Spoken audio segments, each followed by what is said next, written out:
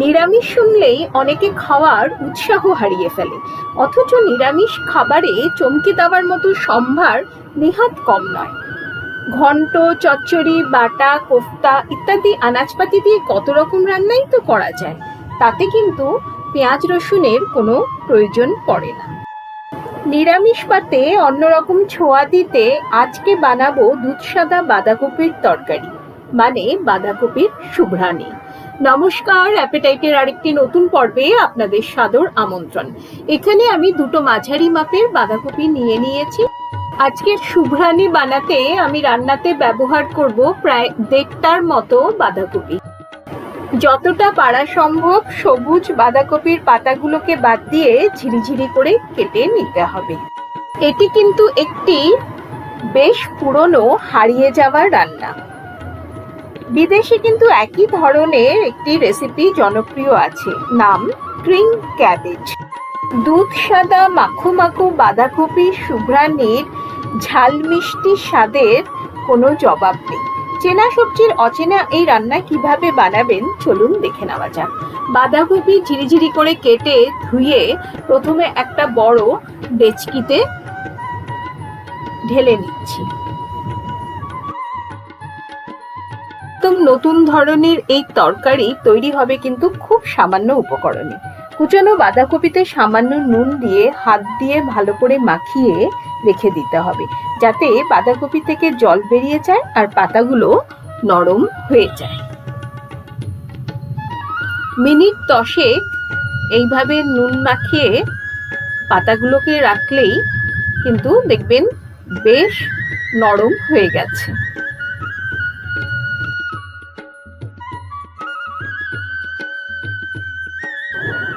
ঢাকা দিয়ে এবারে এটাকে রেখে দিচ্ছি। অপরদিকে চলুন একটা মিশ্রণ তৈরি করে ফেলা যাক। একটা বাটিতে নিয়ে নিয়েছি নর্মাল টেম্পারেচারে জাল দিয়ে রাখা প্রায় 1 গ্লাস দুধ। এখন আমি 1 গ্লাস দুধের ব্যবহার করছি, পরে যদি লাগে তাহলে কিন্তু আরেকটু দুধের ব্যবহার করব। মধ্যে মিশিয়ে দিলাম 2 চামচ গুঁড়ো দুধ আর 2 চামচ ময়দা। এবারে এটাকে খুব ভালোভাবে গুলে তৈরি করে রাখবো। খেয়াল রাখবেন কোনো রকমের যেন লাম্পস না থাকে। আপনি এখানে ময়দার পরিবর্তে কর্নফ্লাওয়ারেরও ব্যবহার করতে পারেন। এবারে গ্যাসে একটা কড়াই বসিয়ে তাতে দিয়ে দিলাম 1 চামচ সাদা তেল। রান্নাটা কিন্তু সাদা তেলে করবেন, সর্ষের তেলে না। আর মিশিয়ে দিলাম 1 চামচ ঘি। তেল আর ঘিটা ভালোভাবে গরম হয়ে আসলে ফোড়নে দিয়ে দিচ্ছি 2টো তেজপাতা আর সামান্য কিছু ঘরোয়া গরম মশলা, মানে একটা বড় এলাচ, 3 থেকে 4টে ফাটানো ছোট এলাচ, 3 থেকে 4টে লবঙ্গ আর 2 থেকে 3টি দারচিনির টুকরো। 20-22 সেকেন্ড খুব ভালোভাবে ফোড়নটা ভেজে নিতে হবে, যতক্ষণ না ফোড়ন থেকে সুন্দর একটা গন্ধ ছাড়ছে।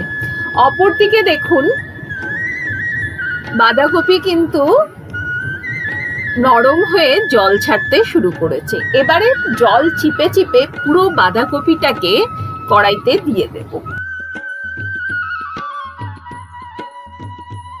মেখে রাখা পুরো বাঁধাকপিটা জল ঝরিয়ে কড়াইতে দিয়ে দিলাম।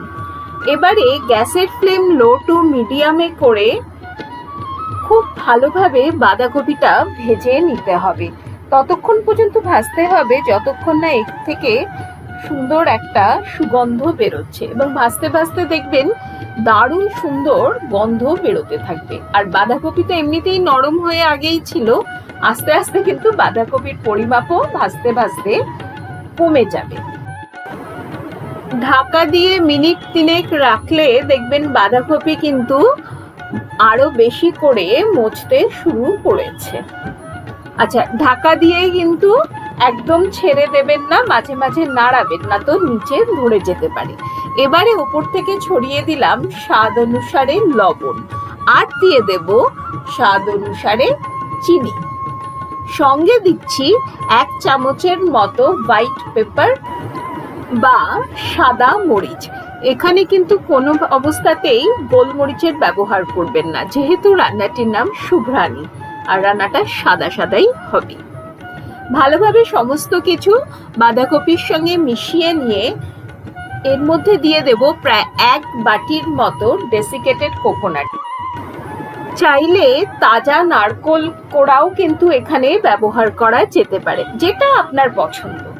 আর হ্যাঁ, আরেকটা কথা, আমি এখানে ঘরে জাল দেওয়া সাধারণ দুধের ব্যবহার করেছি, আপনি চাইলে কিন্তু নারকোল দুধেরও ব্যবহার করতে পারেন।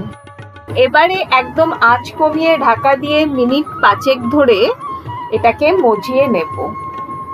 খেয়াল রাখতে হবে কিন্তু বাঁধাকপিতে কোনোভাবেই যেন রং না ধরে, কারণ এর সাদা রংটা কিন্তু আমাদের বজায় রাখতে হবে। তৈরি করে রাখা দুধের মিশ্রণটা এবারে কড়াইতে দিয়ে দেব। দিয়ে এবারে কিন্তু আবার একটু আঁচ বাড়িয়ে এটাকে ফুটিয়ে নিতে হবে। আর দিয়ে দিলাম 2 চিড়ে রাখা কাঁচা লঙ্কা। মেশাতে মেশাতে দেখবেন খুব সহজেই এর টেক্সচারটা একদম ঘন ক্রিমের মতো হয়ে আসবে, যেহেতু এর মধ্যে ময়দা মেশানো আছে। আবারও মিশিয়ে নিয়ে আঁচ কমিয়ে এটাকে মজতে দেব। দিয়ে দিলাম প্রায় 1.5 মুঠের মতো কড়াইশুঁটি। ইচ্ছে হলে দেবেন, না হলে স্কিপও করতে পারেন, তবে দিলে কিন্তু খেতে বেশ ভালো লাগে। সমস্ত কিছু মিশিয়ে নিয়েছি। এবারে একদম শেষে এটাতে দেব একটা টুইস্ট। বাঁধাকপির এই শুভ্রাণী লুচি, রুটি, পরোটা বা পোলাওয়ের সঙ্গে খেতে বেশি ভালো লাগবে। যে কোনো নিরামিষ ভোগের দিনেও কিন্তু আপনি এটা উৎসর্গ করতে পারেন। এবারে মিশিয়ে দিলাম 1 চামচ গোলাপ জল। গরম মশলার সুগন্ধ সঙ্গে ঘি, গোলাপ জল আর এই মাখো মাখো সাদা ক্রিমি টেক্সচার, এ যে কি অসাধারণ খেতে হয়, আপনি না বানালে বুঝতেই পারবেন না। ব্যাস, এবারে মিনিট 3 স্ট্যান্ডিং টাইমে রেখে দিচ্ছি, পরে পরিবেশন করে নেব। আজকের উপস্থাপনা আপনাদের কেমন লাগলো অতি অবশ্যই আমাকে কমেন্ট করে জানাবেন। যদি ভিডিওটিতে কিছু ভালো লেগে থাকে তাহলে কিন্তু একটি লাইক অবশ্যই করতে হবে, আর সঙ্গে শেয়ারও। আমার চ্যানেলে যারা নতুন বন্ধু তাদেরকে রিকোয়েস্ট করব চ্যানেলটি সাবস্ক্রাইব করে আমার পাশে থাকার, যাতে যখনই আমি নতুন নতুন রান্নার ভিডিও আপলোড করব আপনাদের কাছে নোটিফিকেশন পৌঁছে যাবে। আর অনুরোধ রইল অ্যাপেটাইটের ফেসবুক পেজটিকে ফলো করার। আজ তাহলে এ পর্যন্তই।